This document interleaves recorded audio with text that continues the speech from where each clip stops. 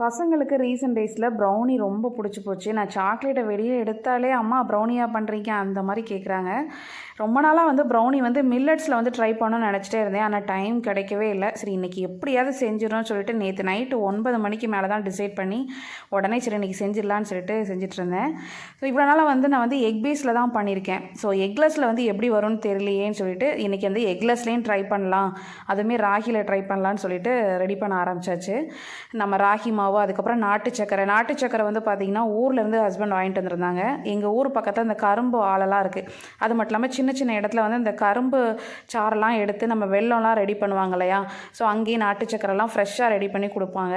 அது ரொம்ப ஃப்ளேவர்ஃபுல்லாக இருந்துச்சு. நீங்கள் ஓப்பன் பண்ணதுமே நம்ம இங்கே கடையில் வாங்குறதுக்கும் அதுக்கும் நல்லாவே டிஃப்ரென்ஸ் தெரிஞ்சு. ஸோ அந்த நாட்டு சக்கரை, அதுக்கப்புறம் ராகி மாவு, நம்ம மெல்ட் பண்ணி வச்சுருக்க சாக்லேட்ஸ், அப்புறம் இந்த ட்ரை இன்க்ரீடியன்ட் எல்லாம் தனியாக எடுத்து வச்சுருந்தேன். ஸோ அதெல்லாம் சலித்து நல்லா மிக்ஸ் பண்ணியாச்சு. பார்க்குறதுக்கே அவ்வளோ சூப்பராக இருந்துச்சு. ராகி மாவில் ட்ரை பண்ணுறோம் எப்படி இருக்குமோ அப்படின்ற ஒரு டவுட்டாகவே இருந்துச்சு.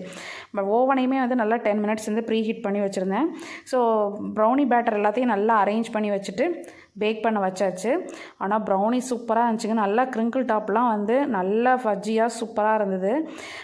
ப்ரௌனி ரெடி பண்ணி முடிக்கிறதுக்கே ஒரு 10-20 கிட்ட ஆகிடுச்சு. பசங்களும் நாளைக்கு ஸ்கூலுக்கு போகணுங்கிறதுக்காக ப்ரௌனியை ரெடி பண்ணி ஆற வச்சுட்டு அப்படியே தூங்கியாச்சு. சரி நாளைக்கு பார்த்துக்கலாம் எப்படி இருக்குன்ட்டு.